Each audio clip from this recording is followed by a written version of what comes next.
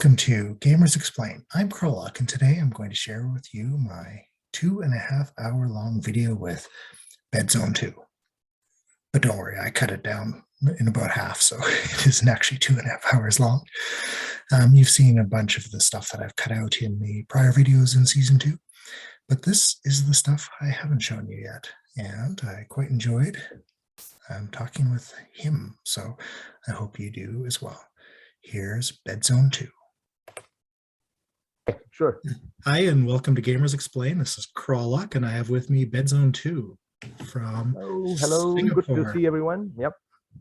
Yeah, so we got snow last night here in Western North America. Did you get snow there? The likelihood of getting snow is about zero.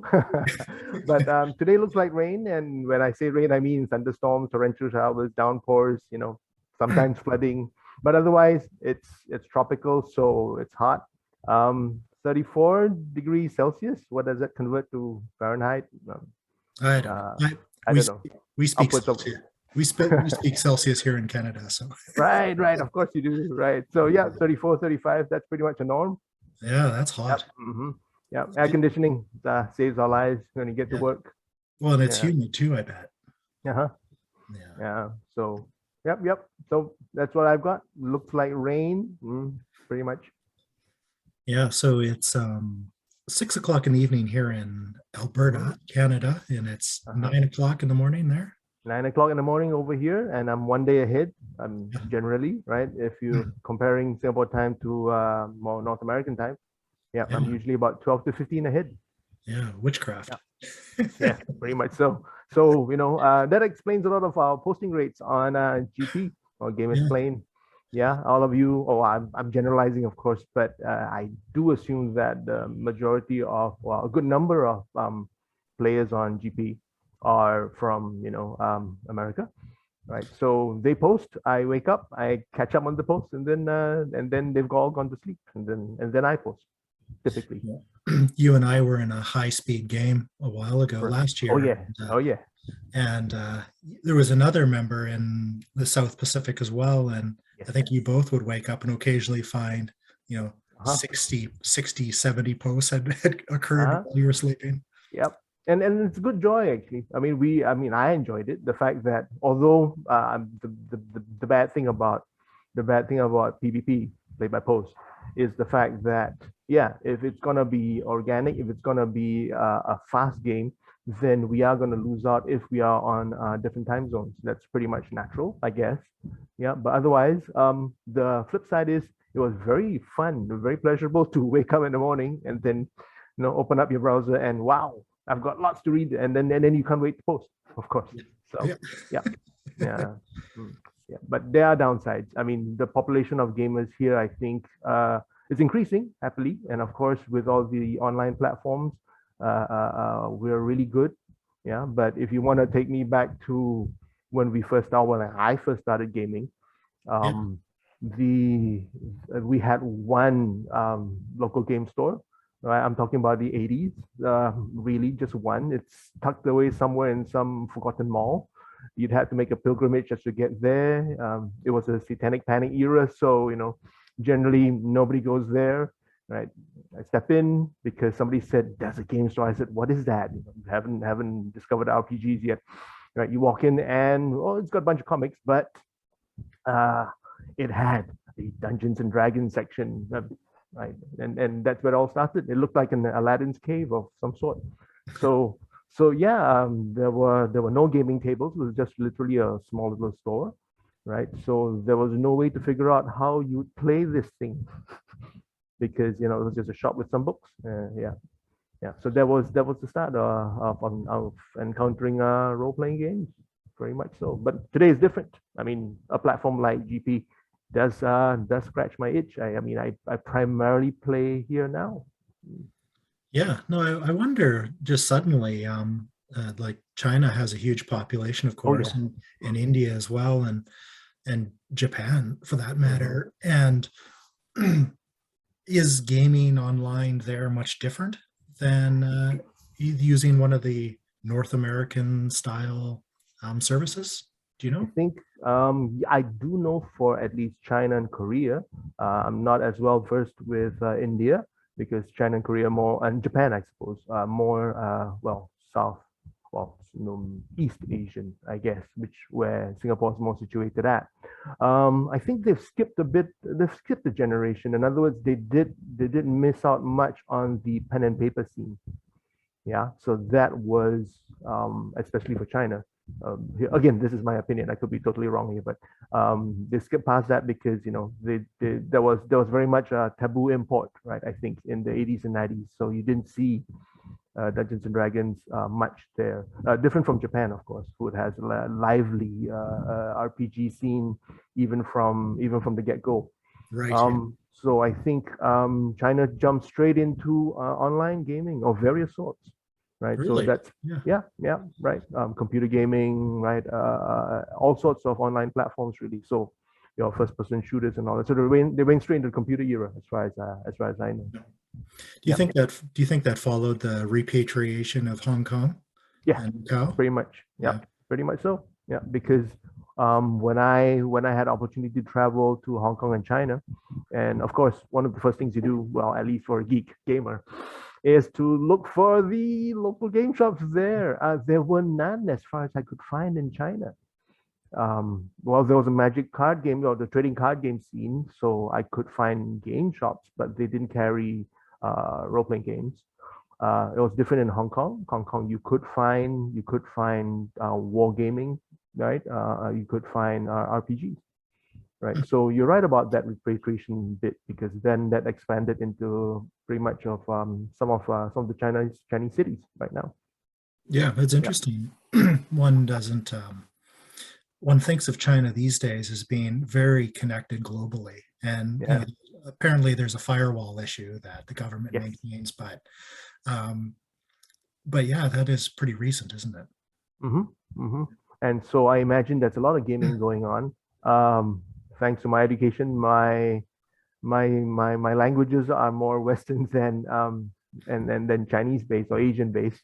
So I haven't quite gotten into yeah what Chinese I don't know whether it's PvP, whether it's on tabletop, what that looks like. I'm very curious, of course.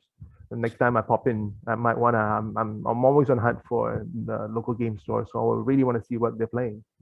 Very much Yeah. so. I know Yeah. the West is getting blessed with a lot of Chinese fiction, Oh yeah. especially science fiction and whatnot, Oh yeah. just and translated well into Mm, English. mm, And so yeah. Yeah.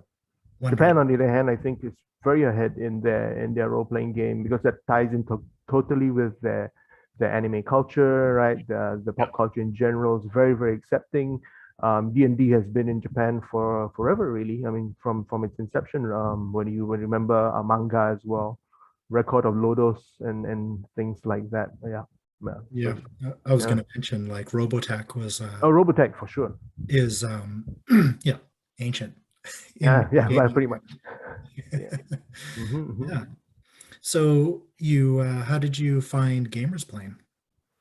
Oh, okay. Now I cannot remember. I was trying my best to remember. One of the DMs said we need a platform. I said okay. I popped in. I think we played for a bit and then I disappeared. And I think that was the very start of Gamers Plane. So I had popped in. There was an account, I think, and then we played for a bit. We moved on because I think whether it was the DM or whether it was just a general group, nobody was really that interested in doing PvP. Left it alone.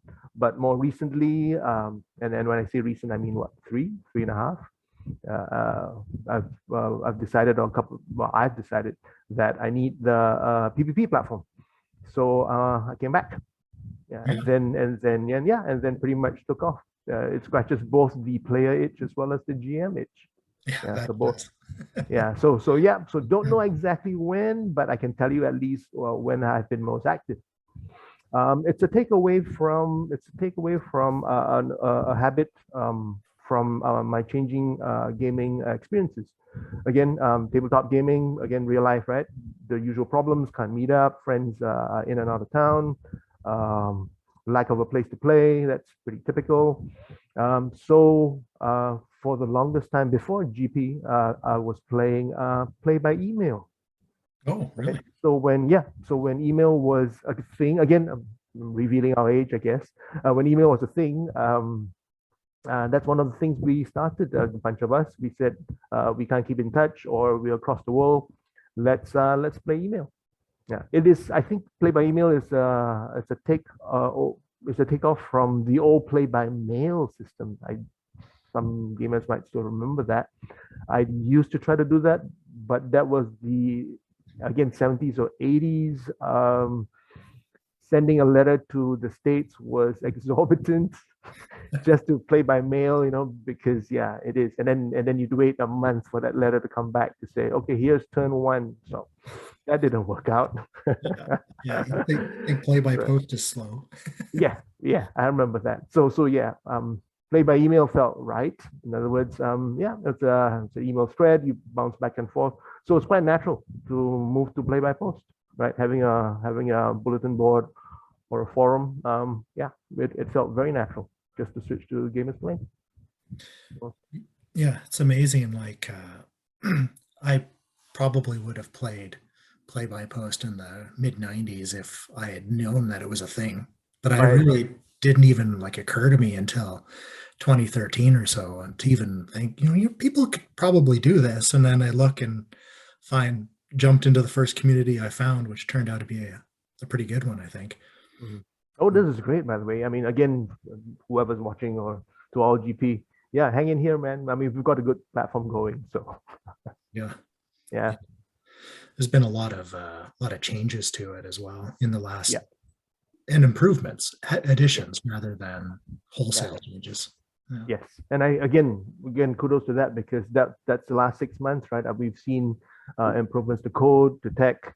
Uh, that's something that we didn't do for, well, at least the better part of what, 3 or 4 years, and then this last ramp up. I haven't played with all the features yet. I'm getting to it, but yeah, that's very promising. It puts us back in, well, at least I think, puts us back in the game a bit more, compared to some of the other platforms that I haven't tried, admittedly. But yeah, Yeah, yeah, some of probably the only thing that's remaining that Gamers Plane doesn't have is a dedicated app. yeah, But the mobile friendliness that's being added, I think, makes the app itself, you know, of dubious value. yeah, yeah. Would I need an app? I mean, again, as a user, no. I think the browser works fine still for now. Yeah, you could be spending a lot of time trying to make that app. I mean, it would be nice, I imagine, right? But may not need it yet. Do we need functionalities that an app contains? For now, like I said, it'd be nice, but you know, don't need it. I think we're still very much primarily text based, right? Yeah, so yeah, something to tap away on the keyboard, and then that's good enough, I think, for now. Mm. Yeah, there's some like old school style gaming going back to the early 80s or even the 70s where I remember you'd be walking down a dungeon corridor because Right. you always, as like you do, and you'd be tapping ahead with your 10-foot pole trying to find Yep. traps, and then something would fall out of the ceiling, and the DM's like, you didn't say you were looking up, so Right. you didn't even see it coming. Yep. And you can't really do that in play by Nope. post, right? You have Nope. to that amount of transactions of going back and forth with your players is just unworkable. Yeah. So that's one genre that's totally out. We have to recognize that if we're going to play PvP, we that's my opinion again. We can't do dungeon crawls. That's it. We just can't. Well, again, unless you have 4 hours worth of time and you say everybody logs in about the same time and you can go back and forth really rapidly. But otherwise, yeah, you're never going to get past 2 rooms, or at least getting past 2 rooms will take 6 months, and that's not going to be fun for anyone, right? So no to dungeon crawls, I think, in general. I mean, if you want to investigate a particular room, that's probably fine. Again, old timers wouldn't mind 1 or 2 instances of, here's an interesting room, let's pick it apart and find where the treasure is. But otherwise, you have to have action that's dynamic, I think, and well, and my personal preference, action that's woven into drama, Yeah. pretty much. Yeah. Yeah. Yeah. Interesting. Yeah. I'm just looking for something here. Oh, sure. Yeah. I can fill other genres that I think sometimes works appears to. I mean, it seems that it ought to work well in a play-by-post setting, but doesn't. Mystery or investigation. I think the problem there isn't the want for detail, because you can write, and both players and the GM alike, you can write lots of detail about mystery and what to investigate next and where you need to find your clues and so on. I think the problem with mystery and investigation is the length of a game, player memory. Yeah. That's very tricky. Yeah, exactly. Yeah. Mm. Yeah, I'm going to show you something. I created a game on Right. July 8th, I just found out. And so I'm going to share my screen just for a moment.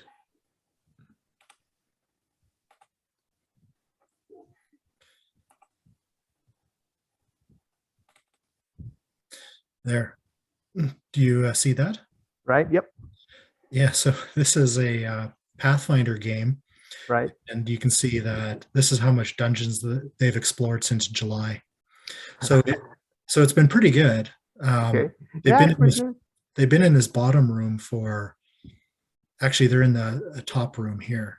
Okay. And they've been there for probably 3 weeks. Yeah, not surprising. But Right. part of the part of the reason why we've managed to advance so far in a relatively short period is by making accommodations. For example, the thieves never roll to find Right. traps. I Right. just do that in the background and as part of my description what they Mm, found. mm. And we have some rules, like if you don't post in 2 days, I move on. It doesn't matter, Right. And Right. that works better in a dungeon where you're not really in conversation all the time. So Right. So I mean, the equivalent for, I mean, you're talking about Pathfinder, but equivalent for Dungeons and Dragons be passive something. In other words, if you grant in your game, you grant that there are passive checks that yeah, your characters do, right? Whether it's perception, whether it's roll for traps or trap detection. If you can grant that, yeah, your game would move faster, I think. Well, have you heard of any good dungeon crawls that have been reasonably successful in on GP? Has anybody mentioned that they've gotten good mileage out of? they have, I can't tell you which Oh, ones, wow. Okay. but yeah, it definitely, there's some users like Kalagel who All right. have a very strong grasp of Google Slides, for example. Oh, yeah. They use Google Slides as a map-based token system where the players can actually drag their tokens somewhere else. Mm. The map I showed you is just an image, right? And so Yeah. I've painted a gray layer over it. Right. I erase what they discover and then post a new image. So they're not actually locating their figurines or their positioning on the map. It's simply just Yeah, I've seen Kalagel do that, and I think I've also seen KJ do that. You start with a slide, you put 2 layers worth of well, a grid map, and then you can move your icons on the map. That works quite well. Yeah. Yeah. And other people have used Excel or Google Sheets. And you just draw it roughly. Yeah. Yeah. And people can move their icons that way. Yeah.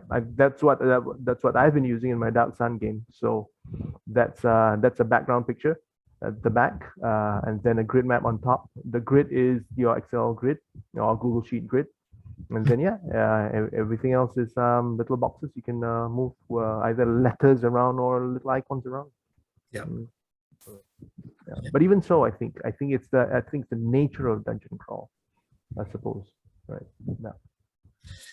For sure. And I think a lot of people rightly say that combat kills the pace of play by post, because you suddenly go into this transaction where it's players and DMs, players GMs, you're on time limits. Maybe you're in 6 or 10 second increments, and so suddenly all of your options get condensed into, well, what can I do in 6 seconds? And holding in-depth conversations with your comrades isn't one of them. So, right. I mean, I'd be interested to talk to some others as well about how they find combat working in PvP. I haven't found it too, apart from the fact that it's a little tedious, I haven't found it too game disrupting. In other words, it feels as if the players, or at least all the players here, default quite naturally to combat. So when you say combat started, everybody knows. You've switched from too heavily descriptive, posts into, all right, my character does this, just one sentence, and then we can move on from there. Sure, it slows down the pace because combat will take a while in play by post. But again, it's back to expectations, right? Everybody knows we're going to be waiting for each other's turns. Again, DM has a chance to organize some rules, right? Group initiative helps, for example. Once everybody knows what the rhythm of combat is, yeah, people know when they're up to bat, essentially. Yeah. And the rest are in the dugout, I suppose. Yeah, and if your players are invested and they're checking daily, then the post that pace doesn't slow down too much. Yeah. All right. Yeah. So combat I haven't felt combat to be a great problem. I think one deal breaker for combat is if it's the game system, well, this kind of game system that requires multiple toing and froing for one check. I think that's tricky. One of the genres I've had difficulty pulling off, or no, one of the games I've had difficulty pulling off is Shadowrun, because there's a bit of back and forth just to resolve attack and damage. Right. Because when the DM rolls something and then your player needs to roll something else for the DM to roll something, for the player to roll something, that's where I think that really bogs down. Yeah. And in some game systems, you can't really anticipate what you're actually going to have to roll.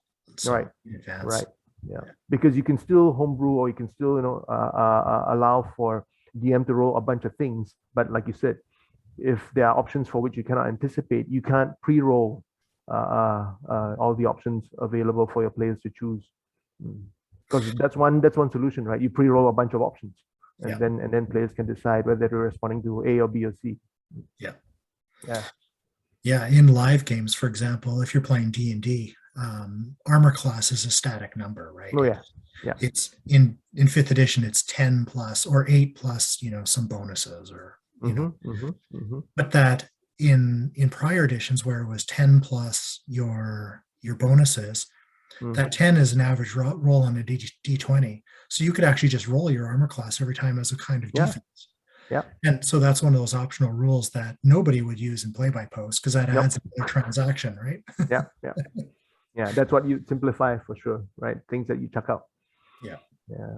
So I think some systems just can't. So I don't generally believe that a system needs to be simple in order for it to be PvP. It just means that even if you want to use a rather complex system, it's okay, right? Because I think players are very capable of understanding great complexity in game systems. That's right. The only, like I said, the deal breaker is if there's a lot of toing and froing. I think that's the one that kills it for whether the system works on PvP or not. So not necessarily rules light. I think some players like it complex or rules heavy. One of the problems with rules heavy games on play-by-post isn't the system itself, it's learning the system. So if we're all well versed in Shadowrun 4th edition, and we know the rules by and large, enough that we don't have to look up everything, the game's going to go a lot better than if you're trying to teach it. Because it's a complex game, requires a lot of, as you said earlier, your actions could be weeks apart. So it's much harder to learn things. Like in a mystery game, things are spread out over so much time, it's hard to remember them. I've got two opinions on that matter. One is a sidetrack, so I'll start with the first. Okay, I don't know the stats, so I don't know how many on GP are regulars and what's our trickle rate for how many new people are joining us. I say this because I think for the main community, it seems like we're happy to learn new game systems, right? So long as somebody says this is an interesting one, who wants to try it out, we'll do, whether or not it's rules light or rules heavy. I do realize that's a bandwidth issue. In other words, the ability to learn a new system decreases over time. I mean, we get excited over one, but can I afford to learn a new one in response to the fact that I'm already in 10 other games? Should I try to learn a new one? I think the general inclinations, yes, if you're a gamer at heart, so you still think, yeah, I really don't mind. I don't know whether sometimes that's more fun in real life than in PvP. If you've got a bunch of people sitting at a table, okay, let's figure out the rules. It could go a number of ways when you're doing it on the tabletop. It could go, all right, this book's too dense. We're giving up and just laying out a board game for tonight. You could go that way, or you could get on and just roll out some characters and make mistakes as you go along. That space is less real in PvP, right? In other words, when you get a bunch of people to say, let's commit, here's a recruitment post, let's commit to a game. Everybody does try their darndest to, learn the rules, right? Ask questions, of course, but learn the rules and try to roll up a viable character, right? And the DM, again, has to work hard to figure out what those rules are. I think my point here was essentially bandwidth, right? The fact that every new game that you do is weighed against, can I learn new rules, right? May make people prefer games you already know. So I see some systems, or at least some Uber systems, come back up over and over again. For example, any version of PBTA, for example, Savage Worlds engines, right? Or universal systems. Cypher comes to mind, right? When you have one that stretches across, I think a long time ago would have been GURPS, but nobody plays GURPS anymore. When you have systems like that, people find it easier to jump into new games, of course, because they don't have to deal with learning a whole bunch of rules. And of course, the most popular game still, I think, on the platform is still Dungeons and Dragons. So again, people are very happy to jump in and say, oh, we'll start a new game, because they don't have to learn new things. So yeah, and that's a good point. Like Dungeons and Dragons just become such a connector because it's ubiquitous. It's you can find it everywhere. It's sold everywhere. There's so much content online, actual plays or just the rules and what have you. And so, like you said, you can just jump in once you've learned the rules and play. You don't have to worry about, okay, well, what kind of fantasy is this? It's kind of like Dungeons and Dragons, but only the players roll. What? I don't get it. Oh yeah, that was one of the fun things actually when we first discovered systems, for which, I mean, again, Powered by Apocalypse is a prime example. When I first discovered systems that meant, what? The DM doesn't roll ever? Really? I really have to try this. I mean, that was brilliant in its time, really. In as much as I think there are games that are definitive of a particular, I wouldn't say an era, definitive of how the entire notion of RPG design has advanced, right? One of which being DM. Well, a long time ago, it used to be there are no dice, for example. So that was amazing. Or VTM, for example, Vampire, right? Oh, it doesn't work like D&D. It works what? Tell stories. Again, it was groundbreaking in its time. PBTA, I suppose, is another example of that, right? Players roll. DMs don't ever need to roll. So that was pretty interesting. The second point I was going to make, PvP wise, I've discovered, again, maybe that's my perspective, it's that people enjoy character generation a lot on PvP. I think way more than real life. I think when a bunch of friends or your regular gamers come together and you want to start a new game or you want to continue from where you left off, sure, the notion of character generation is just to get past the initial bits where you fill in a Excel sheet or pen and paper. You want to get to the game.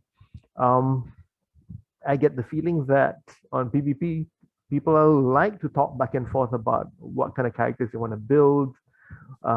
They want to find out more about the world that they're playing in order to, make the right kinds of characters. They want to port. They always want to port other characters from a previous game that maybe it didn't work out. I hope to play this character again. I don't know. It's just an impression I've got. I've got no explanation for it. But yeah, I think that was one of the most interesting things I found over the years in Play by Post. Lots of yeah. Let's explore that a little bit.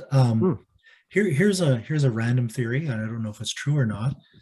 In Play by Post, we talked about that you're kind of more on the hook for descriptive narrative passages in your game. Like, that you're going to have to put something into what do you look, you're going to have to describe it, you're going to have to think about it, you're going to have to describe your actions, you're going to have to work out motivations and that sort of thing, and you're going to get to use it, right? In Play by Post, that's going to come up. Is that less true in live games? And so character creation is more about the mechanics of spending points or assigning skills or picking spells, whereas there's more of an expectation in a gamer's mind of a character coming to life on the page. Right. I don't know. Yeah, I don't know. I think in real life,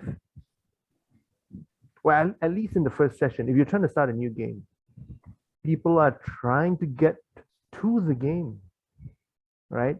Again, I'm generalizing for a real life game. You sit down at the table, you've got 4 or 5 hours to kill, or 2 or 3 hours to kill. You want to start a new game. They want to get past that generation part, the character creation part, because okay, let's figure out some numbers. I think we're not so too concerned about fleshing out too many details about background and backstory, because some of the assumptions are that the backstory will come out or in the playing of your character, right? Your quirks, you could do voice, right? If you wanted to, you could play off other characters and how they sound in order to make your own character sound interesting. Yeah, so I think, yeah, nobody's paying that much attention. But on PvP, I think character generation calls out to the little writers inside us. Let's describe at great length, and I see no problem with that. Just have to describe your characters accurately. If you're level 1, describe a level 1 character. If you're level 20, yeah, go ahead and tell 3 chapters worth of what you did in the past. That's all fine. But yeah, people get very invested. Again, taking off from one of the comments you just made, because others are reading your descriptions and understanding your character based on, if you say you dress a certain way, or if you say I come from the mountains of Yes, or something like that, everybody will want to know where are the mountains, right? Does the GM already have such a location at hand? Yeah, it helps to, I think, character generation in a PvP adds to the world building in a way that in a real life game, typically less so. I think players arrive at the table and the world is almost more laid out for them than in a PvP setting, I think. There are some games like Fate and Powered by the Apocalypse where world building is a part of character creation, right? Yeah. Like I think in the game Masks, for example, the city doesn't exist, right? There's a city, you got some teenagers in it, and then you populate it with your backgrounds and the choices you make. And so that's kind of a live game tool of making people write the details that in Play by Post maybe we're doing to some extent anyway. Yeah, I think so. Yeah. Again, Fate is a great example, right? The whole point is you do spend, again, it takes longer in Play by Post, of course. You do spend 4 weeks, 5 weeks, just talking through your characters, because you want to find the bonds, right? You want to find which character relates to which and in which way. And that initial part is part of the fun, I think, of Play by Post.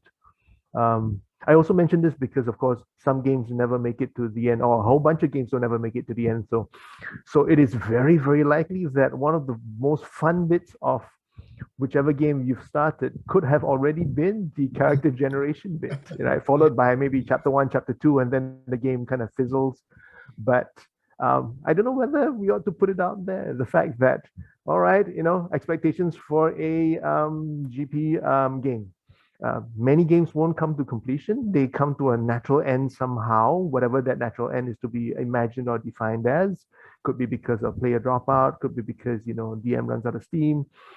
But let's appreciate each step of the play-by-post game, which will include character generation. That way it was fun to gather at a table and talk, talk specs, really, right? Talk how am I going to build my character and why that was interesting for me. And hopefully for you as I tell you the story of my character. Yeah. Yeah. I've always believed that character creation was the greatest part of role playing, even going back to the 90s. And part of that is me being a writer. And we played a Legend of the Five Rings campaign. It lasted about 2 years. But when we created characters, I sent the GM a 6-page story. And at the end of the story, my character was born. Very nice. Yeah, it was epic, and it was just amazing, right? And I think it largely informed the campaign that evolved because I'd set up so much background for my character. But it's very rewarding generally when that kind of stuff happens. One of my favorite systems, since you mentioned L5R, that's again maybe I'm only more familiar with the early editions. I haven't seen the new one or the latest one. I shall go pop in and read it since you just mentioned it. Yeah, I've played 4th edition and 5th edition. Right. And 4th edition was much similar to the earlier editions where it was a roll and keep system. Yes, correct. So it's just and the 5th edition was narrative dice, a completely different style. Okay. But the one thing I didn't like about 5th edition is they reset the timeline back to how far back? Scorpion Clan coup. Just before that. Right. Okay. Yeah. I mean, admittedly, those are fun times, but still, right? Right. On that note, something that I've always considered, I wonder how to bring it to the table. Again, I recognize what I can contribute to a platform like GP. Coming from East Asia or South Asia, I often wonder if there are stories I can tell or games I can run that reflect some of the cultures over here that I have access to or I have more access to than, again, not to disparage the knowledge of many of you who already, of course, know a great deal about East Asia or South Asia. But I do happen to have some perspective. I've often wondered whether it comes in or I can contribute via setting, for example. You could play D&D, but you could play D&D, in Japan, sure, or in China. Yeah. Or at least I mean Chinese settings or Japanese settings. Or there are some really interesting RPGs. L5R comes to mind, of course, as one of the oldest. But there are some good ones that have been written. A number of them still written by Western publishers, which focus greatly on Asian gaming, right? Or at least the genre or the mythologies or the styles of kung fu type games, for example, or Asian myths and legends type fantasy settings. I haven't seen any Asian particular sci-fi type stuff, even though we were mentioning earlier some novels, I think, right? Some of the good sci-fi writing coming out from China. Yeah. So again, things in the back of my head, whether there are some not just settings, but also game systems that lend themselves more to explorations of Asian games or Asian settings. Yeah. Well, and the mythologies of the East Asian world are just so fascinating because it's so radically different than Western versions. For example, hopping vampires. Yeah. Yeah, Oh just yeah. they're just ridiculous on the screen, right? They're just slow, Hmm. but they're still like threatening because they're the movie or the show shows them that way. But the history of this idea of this hopping vampire is just you probably know where that Yeah. comes from. Yeah. Well, I could start from the start, but okay, I'm not gonna try to explain it. I think people can explain it better than I can. But interesting that you should mention hopping vampires again. Nosferatu. No. Back in the days of early VTM as well, I think there were a whole bunch of slap books on vampire in the East. I think they were trying to write about kindred and what they could explore. I think they did a book on Tokyo and Hong Kong and whatnot and try to do Eastern vampires. And I think, yeah, the hopping star vampire does get a mention somewhere in one of those source books. Yeah. Yeah, yeah. But you're right. The mythologies of, again, since you mentioned that, whether the Japanese style or the Chinese style, I think those are most commonly or widely known, right? Bakemonos and tengus and Japanese spirit types, onis, or yeah, you're right. The Chinese style, I suppose, vampires being one, or the wholesale adoption of kung fu. The genre in Chinese is wuxia, I believe, right? Yeah. The martial arts character, so to speak. There is a whole, again, I don't know if anybody's written a comprehensive setting. There is a whole background and setting that explains the entire Chinese martial arts world of 2000 years. No different from if you imagine the Middle Ages or the Dark Ages or Fantasy Crusades and so on. You've got a gaming equivalent of that, I think, in Asia as well. Yeah, Yeah. that's pretty much right for playing if anybody wants to play it. Mm. One of my favorite games is called Feng Shui Of or course. or Feng Shui, and depending on where you're Yeah. from, I guess. Mm. And one of the Feng Shui is great. Yeah, it was good. yeah, it's just a lot of fun. I don't think of Hong Kong without thinking of Kowloon House of Books, which is Yes. this iconic adventure from early in that game. Right. But one of the first things I did when I ran it as a GM was I said, well, let's just play Chinese fantasy. We'll just set it Mm. in rural China, maybe equivalent to 500 AD, something like that, Yeah. Yeah. and just have this. So we learned as much as we could about the setting and just played um, feng shui or feng shui and Yeah. in that setting. And I got great mileage out of the game as well. I didn't DM. I was a player. And my experience with that was it was a great simulation of our understanding of cinematic Chinese gaming, cinematic Chinese world or history, right? Just go over the top with your descriptions and with your die rolls, and yeah, you couldn't pretty much go wrong with that. Whether you wanted to set it as I think we tried it for fantasy and we tried it a bit for modern as well. So guns blazing, Hong Kong, triad type movies from which we took inspiration. Yeah, Feng Shui was great for I think at least those two genres. I wasn't sure about the um, cross mixing. I mean, when they were trying to do cyborgs with vampires, I don't know about that. Yeah, but otherwise, if you picked something and went with it, yeah, Feng Shui was great.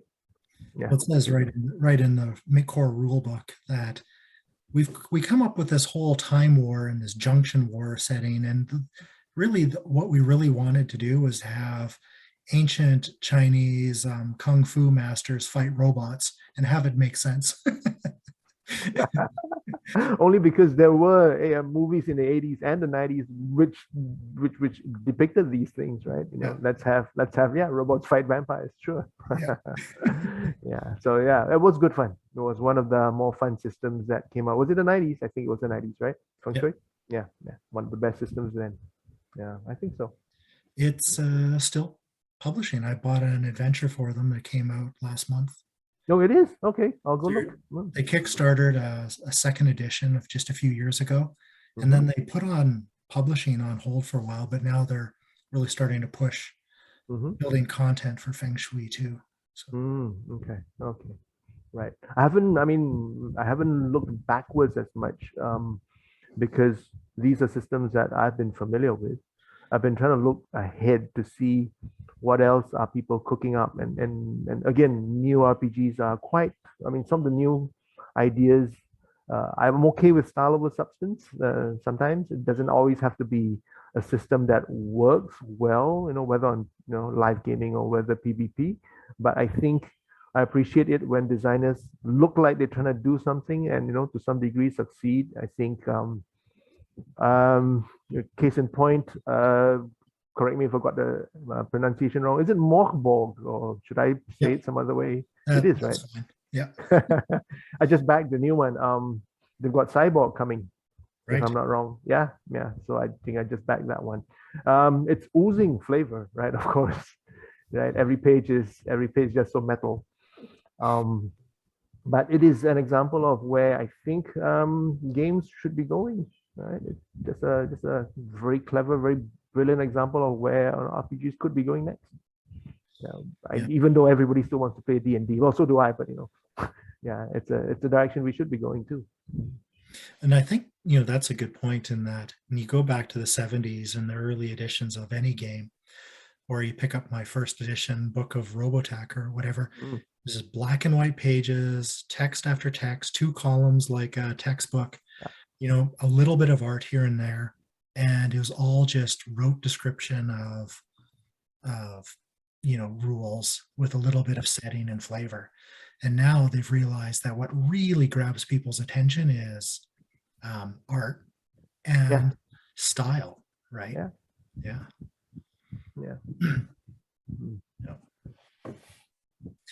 Pretty much. So speaking of characters, do you have any favorite characters or characters that just really stand out in your mind? They're characters that have played in games you've run, or characters in games that you were a player in as well? So that's one of the questions I found hardest to think about. I've got no answers for you on that one. I mean, sure, I've got a bunch of memorable ones that I've encountered, both friends who've played it or online and so on. But no, you're gonna make me choose favorites. No, so I'm gonna pass on that one. No. It's a trap. Yeah, well, yeah. So I'm gonna pass on that one. Yeah. Okay. But yes, just to say in general, all the people I played with, I've encountered some really amazing characters, right?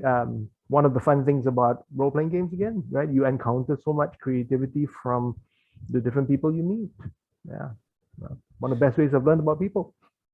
So what's one of the most memorable characters that you've played that you really just had a good time getting into? I'd have to, wasn't that interesting. It was I think it was just a human D&D. 1E into 2E, I think, second ed, in the era of play by mail, the one I was telling you about. Derivative name, I think, if I remember correctly, something Greenleaf. So, yep. Derivative, again, it's an old character, which is why it checks all the boxes for stereotypes. Deadly assassin turned nice cleric. But it was good mileage because I think it allowed me to get into my both acting chops or writing chops, right? Ability to play as much as I could out of this character. I think part of the reason is maybe not necessarily the character itself. I'm definitely created way more interesting characters than that one, but it's also because I think that one I played the longest. So again, special place in the heart. Lots of chance to. I wasn't even concerned whether he leveled too much. We didn't level very much, but that wasn't the main aim either. I think maybe what I'm trying to say is it's about ultimately emotional investment more than the actual nitty-gritty of how clever your backstory was. Yeah, very much so. A more recent game, I suppose. Let's give a Gamers Play example.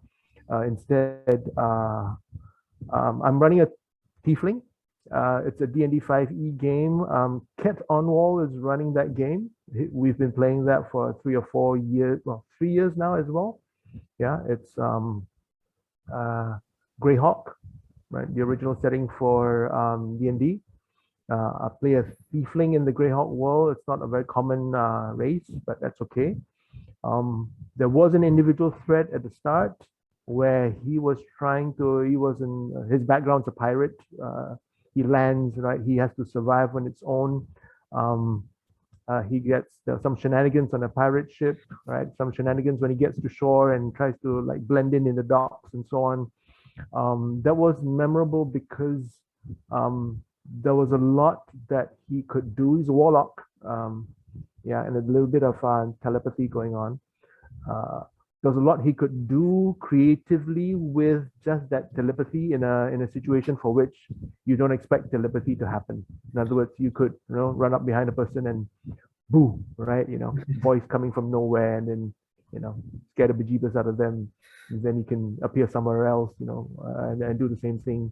So there was a lot of one of the I suppose the takeaway from that is there was a lot of opportunity to flesh out that character in a very short period of time, right? And again, that's what makes it a standout. Yeah. I think, yeah. So it's ultimately always, as a player, it's always how much can you have a chance to put into that character. Very much so. I'm intending to do that with the latest game I joined. Somebody's running Spire. Spire is the one with Drow rebels in a city. Okay. Right? The full title of the game is Spire: The City Must Fall. Right? It's a game of rebellion. Right? High elves in the top of the whole city, dark elves at the bottom, and yeah, you want to overthrow your light-skinned people, something like that, I think. Yeah. Sounds like yeah, I know. Sounds, yeah. Ignoring the politics of it, yeah, I'm quite, I'm in East Asia. I don't get too tangled with American politics. Yeah. No comment from me there. Yeah. So character I'm playing, it's a Blood Witch. We agreed on okay to body horror and a little bit of sexuality, just a little. So the character's a Blood Witch. Every power that needs to be activated, she needs to drink blood or at least taste it. So yeah. So anyway, yeah. If you need to censor this bit, go ahead, or rate this PG. Yeah. So no, so far so good, I think. Yeah. So there were some exchange of body fluids. So it's about how well you want to describe that character. Do you want to go full on to say that's what a Blood Witch does? Respecting whatever limits of the game, of course, right? Yeah. Where the no-go areas are, as previously defined. So there is a chance for interesting role play, once again, right? Because there are very defining features of a character like that for which you can get into, and that would be memorable for me. Yeah, that's interesting. Yeah. Yeah. One of my favorite characters is one I didn't quite get to fully explore was Johnny Scotch in that tech noir game. But what really she was my second attempt at the same character, which was a sort of a noir detective styled monologue, right? And so the posts that I try to craft sometimes involve like this noir Humphrey Bogart drawl in the background as she thought through the problem.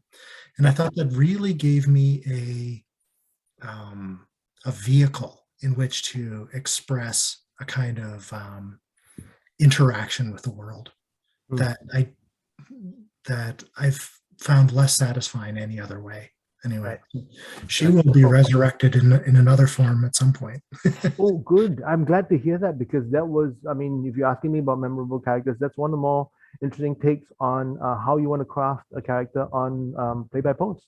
Because again, it's the platform that allows you to do that, right? You can go interior monologue at the same time that you can go description and then narration, right? So again, apologies, it was a wrong game for that. I think even though even though the noir aspect was there.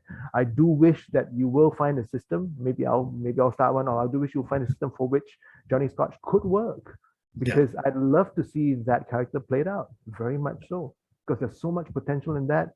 I mean, if I were in a game with you with that character, whether it's a player or a GM, I'd be waiting to see posts, because it's such a it's just it's very clever. So kudos on that. I if you're talking about characters that I've in games I've played with you, the captain, I thought, in the Lasers and Feelings game, that was very interesting too. I did not, I mean, I know that at the end, it could be that one or two people weren't comfortable, perhaps. I don't know, I mean, that's a different story altogether. But I understood the fleshing out of that character to be very on point, right? I got a full sense of what he was and who he was and why he did what he did. So that was very real for me. Yeah. It really started off as a cartoon of Captain Stern from the heavy metal movie from like 1979 or 1980. I think I know that one. It was really just my is really my idea for him was this like over the top villain, right? And but as we went on, like the background started to emerge, and like, well, maybe he did that to himself. Like maybe he's a villain because he did that to himself, and there's a reason that drove him into that. And yeah, so it was a very long game postwise, like and very cool. So there was a lot for that character to develop, and develop you did. I did see that character grow. I saw a lot from that character's psyche, why he behaved the way he did. I appreciated that, but that game had its strengths. Many of the players in that game brought their characterizations full force. Kagan, right? I thought his character was pretty amazing as well, and the amount of detail that went into just fleshing out, his character as well. Yeah, everybody in that game really, including your character and James. Right. We lost James early, I think, right? So he didn't get a chance to do very much more with this character. I did the I'm the AI of the ship. Right? So and that was like just ridiculous. Like you have no body, right? You had no body, but you had like the biggest body also as well. And of course, that's just straight off Andromeda, of course, right?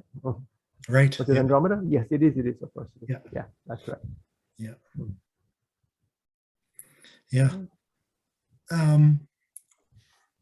of my other questions is we talked before about ways GMs have kind of used Gamers Plane's tools as an asset. For example, your own use of individual threads, or people using Excel or Google Slides for maps.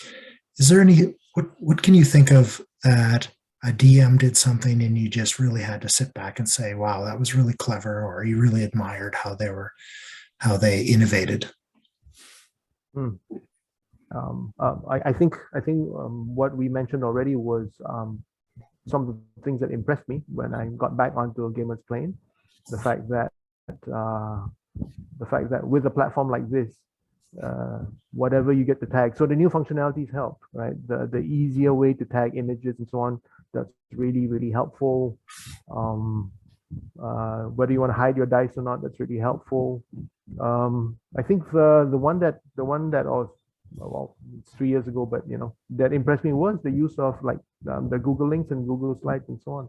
I thought that was pretty much a wow for me when people started using that. I thought that was the easiest way to overcome this, because we're not using some of the other platforms. We're not using a virtual tabletop, for example. We're not using Roll20, for example, right? So people who want to use GP because of, I think, its functionalities. We're not settling for, right? Because there are other ways to play by post, right? So I have never considered GP a lesser cousin, of course, right? You're here because you think this platform uniquely suits. So I'm not necessarily needing it to have even more functionalities than it does, just to clean up the existing ones. I think that's a great way that we are going now. Yeah. So no, it doesn't have to be fancy. It doesn't need a virtual tabletop, built in somehow. Yeah, because then we're just doing something else that another program, another app, another platform already has. Yeah. Yeah. So yeah. So yeah, I think they've been wowing me in general, but maybe I wouldn't say I'm easily impressed, but yeah, I think different GMs doing what they've done, yeah, with um, having links out to Google again, so helpful. Yeah, has been very impressive. Yeah, very much. One thing that really impressed me is from a user named Santouche, Oh yeah, who runs, he ran a lot of Call of yeah, Cthulhu games in Delta yeah. Green. Hmm. So in a Delta Green game, which, like as we talked about, it's a mystery game, it's an investigation game. You in the scenario that I played with him, we the agents go to an apartment and we slowly uncover this mystery by basically reading like the mad scribblings all across a wall, newspaper clippings, diary notes, song titles, just all kinds of things. And meanwhile, we slowly get involved in the supernatural mystery. And the only thing that made that workable was he created and encouraged us to post all of our clues in a single opposite thread. So we basically had like a clue journal. And so we Right. slowly filled it out, and then we could go through as players and make comments and leave notes to ourselves and on a not in the game, but on this other thread, kind of solve the or move towards the resolution of the mystery. Mm. I played with him as well. It was also a Delta Green game. We didn't complete it. Um, I think that had less mileage in our game, maybe because not everybody was equally on board to edit that thread. Yeah. Yeah.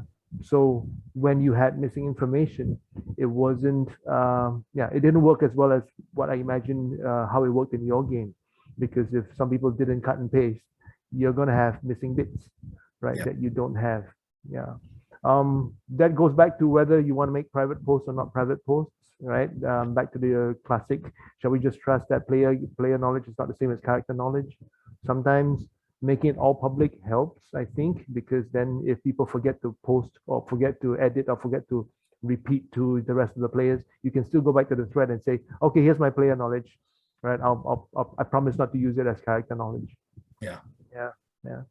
I But know. yes, he did. I recognize this. It's something that he did, and thought that was a good idea as well. I agree with you. It's one of those solutions that you have to come up for with because of player Mm. fallibility of memory, right? Yeah, In If we were just playing a single session, we sit down at the table together and run it all through in yeah, 5 no hours. problem. It's all going to Hmm. be fresh. Yeah. Yeah, yeah. I think that's probably what disinclines me to favor the investigation mystery type approaches to PvP. So again, kudos to people who have run Cthulhu or such, right? I can't imagine myself being able to pull it off. Yeah. Mm. Yeah. So my other hard question is, um, Gamersplain is one neck of the woods. It's one corner of the internet. There are many other play-by-post sites, and there's this idea that we could play on all kinds of different sites. Like maybe we move to Mythweavers to play a D&D game, or and then maybe some of those players come back and join us for a Savage Worlds game, or maybe we move to Tavern Keeper to play Mm. Electric Bastion Land, or Mm-hmm. the global community that you and I are representative, opposite sides of the world, right? Yeah. We could also be on different sites and still intersect if we could play nice in doing so, right? Is that just too much to ask, do you think? Yes, I think it would be for the reason that, well, one is the reason of ownership. In other words, who are your regulars who will take ownership to some great degree of Gamersplain? Well, I mean, I know I mean, there are mods and so on, but you need more people than mods, of course. You need a representative number from gamers playing who are prepared to play elsewhere or cross play, right? So that we can all interact on different platforms. That's a big ask. I mean, I can see it happening if we tried, but it is a big ask all the same, right? Because it means play here. It also means let's start exploring how else can we play with whom, with which other platforms. Then this assumes that these other places, these other platforms also have like-minded people who want to collaborate, right? Because you want them to come play with us as well, presumably. So that's a lot, right? I'd love to see it happen if it did, right? Yeah. I think my goal in this thought is this idea of diversity is that, I've played a lot of different games on Gamers Plane. Probably I listed them at one point, and there's got to be more than 80 games Yeah. that I played specifically on Gamers Plane, right? Yes. Yeah, we know. And and there's so many I haven't yet, right? And I just want to try them all because Yeah. I lack any kind of ability to self-regulate. Anyway, but the strength of diversity in experiencing different ways of looking at gaming, the different ways of looking at culture, different ways of looking at gender or society. Like you said, if you look at Filipino myth, there's a completely different take on horror, or Japanese horror is very, very different than North American horror. And until you really explore it, are you really getting it? Are you understanding all of the different ways you could be doing anything? Anyway, so going to other sites, they're going to have best practices that we would have. Yeah. There's things we can do to learn from each other. Yeah. And so that idea of diversity and that strength that grows up builds our own role-playing character, I think would be my goal for that. Two thoughts on that. I mean, because you mentioned Filipino, and we were just talking about it on Discord, right? The fact that Jape was talking about Filipino myth and how that works. So, ideally, again, bandwidth, right? Somebody start something that lets us play in that scenario. That'd be lovely. I mean, if I had bandwidth, I'd jump in, of course. That's one. Yeah. But to the second point, I agree very much about the best practices, though. You are totally spot on. I think the different platforms will have different best practices. Do you think that a good way to start is the fact that if you're thinking of cross-platforming, collaborating and so on, the first thing we ought to do is a whole bunch of us need to be playing on the other platforms as well. That has to be the first start, because otherwise you wouldn't know where to start talking with people. Yeah, I know Harrigan. Harrigan was very heavily involved in Tavern Keeper and still is. Players like Yamanaki. Right. Okay. He plays quite a bit on Mythweavers, I think. Okay. So there are players, active people on GP that do have that experience, and so it could be that diversity I'm looking for, those best practices, has organically filtered in already. Maybe GP is the apex predator that has absorbed all of the best practices, and there's nothing. It'd be nice if we were, just doing everything right. All right. Then in which case we should be evangelists. We should be sending people out, right? That's right. That's it. Yeah, we should just agree. All right. The KPI next year is all of you go play in this and this. Go learn things and bring it back here, and then we'll try to see if we can incorporate stuff here. Sure. Yeah, because that's one way to move it, not just organically, but make it an objective, even if it were an informal objective. Right? Yeah, to counter insularity if there were insularity in the first place. Yeah, and for some people, there is a very strong need, a very strong reason that we can build friendships together, right? You build a small community, maybe it's a half dozen, maybe 10 people, Playing game after game after game with them, they become your friends. They become more so than just co-players, and that's noble, right? Yeah. Friendship is important. Yeah. But then we get this possibility of being in our silos, right? We just kind of aren't aware of what's going on outside of that silo. Yeah. My analogy for that is, and because again, in terms of real life gaming, I don't tend to play at home very much, even in the early years. My main focus has always been the local game store, yeah, for which you turn up, weekdays or weekends, and then you got a regular group going. That community is very important. So I agree with you about having a core, right? They become your friends. They could have been strangers. You don't know them outside of your gaming, but that's okay, right? They come from all walks of life. But Tuesday nights, Thursday nights, they turn up, we play, we go home, and you form friendships.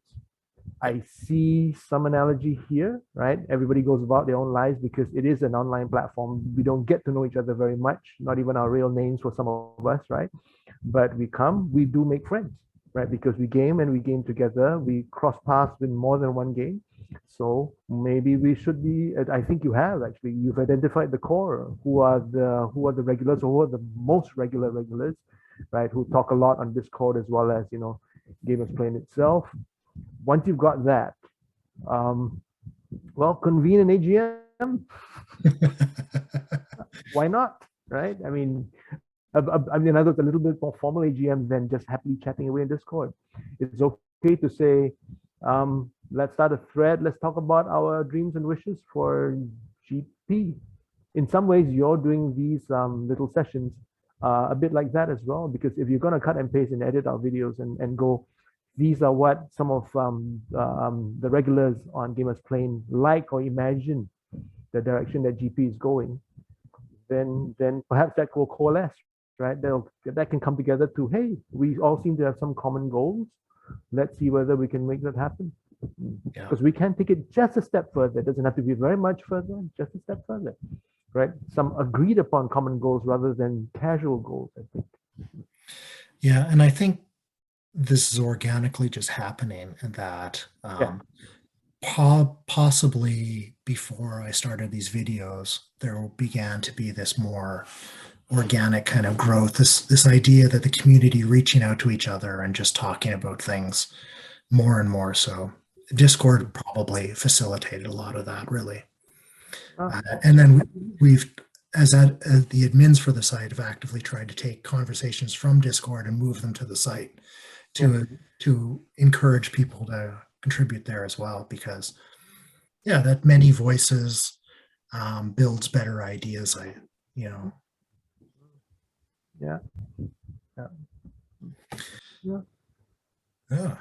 So last question.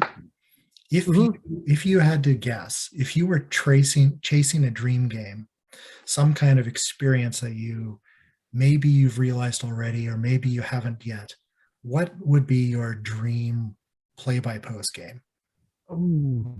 Or even experience?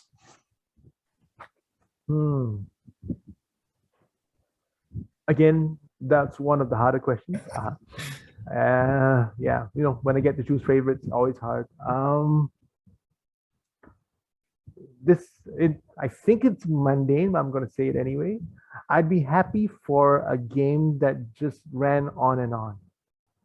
I know that sounds like not a very big demand, although it could be a big ask, right? I'd be happy for a game to run on. I don't care what genre in particular. I don't care if it's a particular system or other. I think it comes from the belief that there can be a long-running game. It can be a campaign. It can be just sandboxy. It's about like-minded players, I guess, right? Happy to just play on. So not so much I need to save the world, kill the dragon. I don't need I'm not looking for the perfect plot, right? I'm also not looking for necessarily perfect players. There's no such thing, right? Just happy to look for like-minded players, right? And we just keep running on and on with it. I think it's my mental equivalent to, back to my analogy, it's back to my mental equivalent of hanging out the game store. As a student, when you had too much time in your hands, or as a younger adult without all the responsibilities, if you're free, you go hang out in the game store.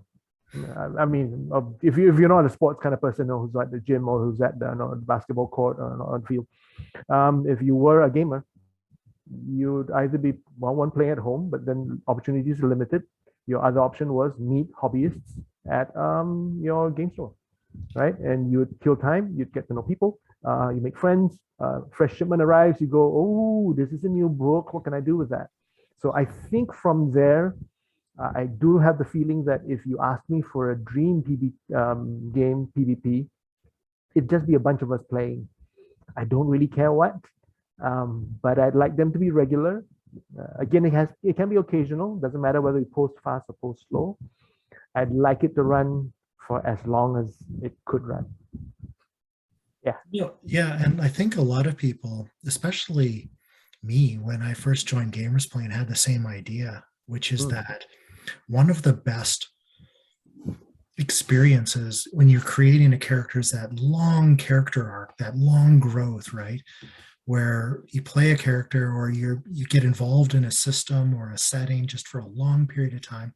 Maybe you're swapping out characters, maybe one dies and gets replaced, or maybe you change it up. But there's that long growing shared world building that happens. And a long form game is just one of those.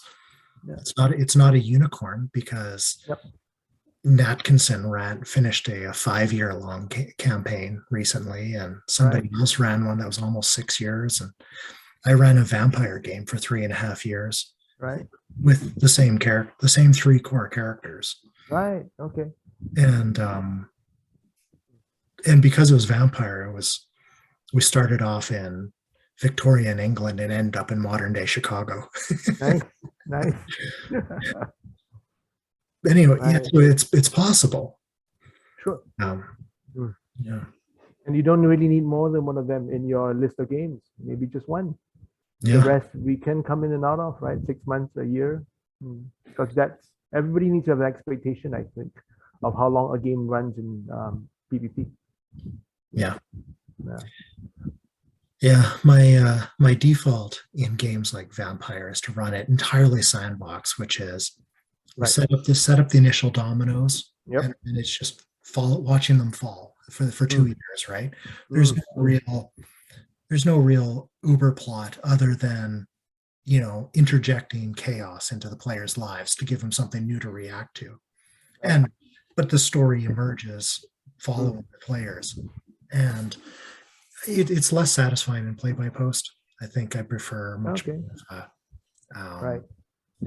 not a railroad, but more story driven, because choice analysis or analysis paralysis is it happens. Yeah. It closes down pace and momentum in a game so much in play by post.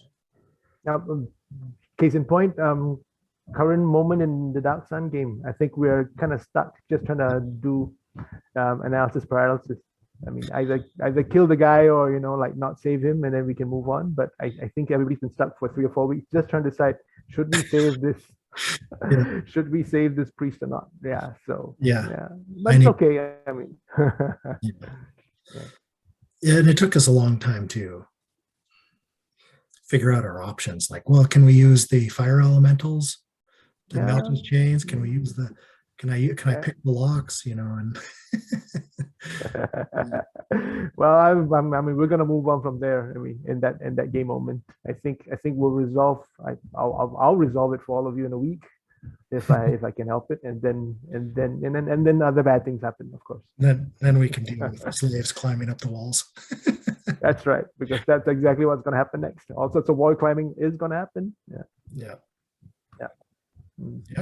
Since I'm here, thank you for being part of the game, and for Zol. I appreciate the fact that you've been within that game of mine from the start. Thank you.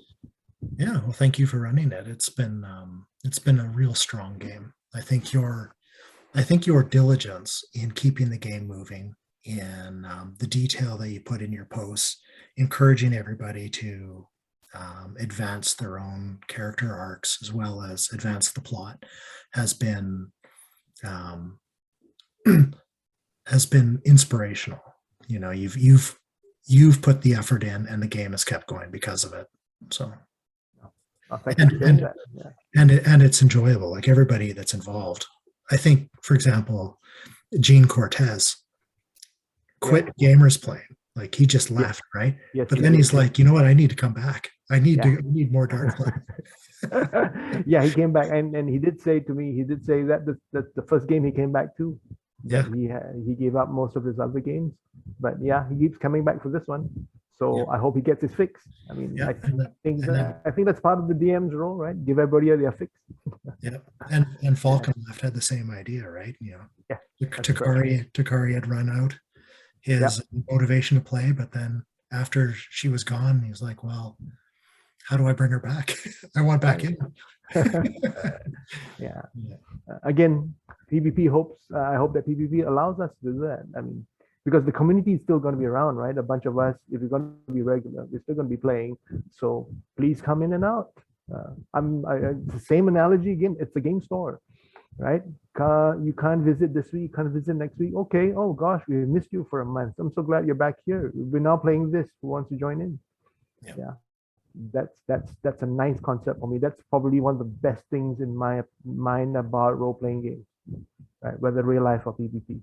That's what keeps me going as a player and as a DM. Yeah. Great. Well, thank you for giving me 2.5 hours of your time. Yeah. Wow. It has been 2.5 hours. We've been talking. Wow. Okay. Thank you for making this opportunity. I enjoyed it. Use whatever you want. If you don't use anything, I'm fine with it too, of course. Still looking forward to whatever you cut. I mean, of course, right? Because that's great. Thanks again for this endeavor. Really, I cannot say this enough. You've given us a chance to see other players, to hear their opinions, to hear them outside of just interacting in a gaming way or even in an OOC way. Putting a face to a name is really, really meaningful and important. It's almost as if, you know, if you ever do that AGM, everybody gets on Zoom and says hi. It could be nice, who knows? But yeah, it's a step. It makes everything more personal. Thank you for that. Yeah, and I hope that, well, it's certainly been worthwhile to me, and that's all that's really important. Good. All right. Okay. Thank you again. Okay. Well, I'll stop recording here. Yeah, stop recording. Thank you to BedzoneII for his, well, significant amount of time that we spent together. Like I said at the beginning, I think it was about 2.5 hours of recorded time, plus whatever little bit of time we talked before and after the video.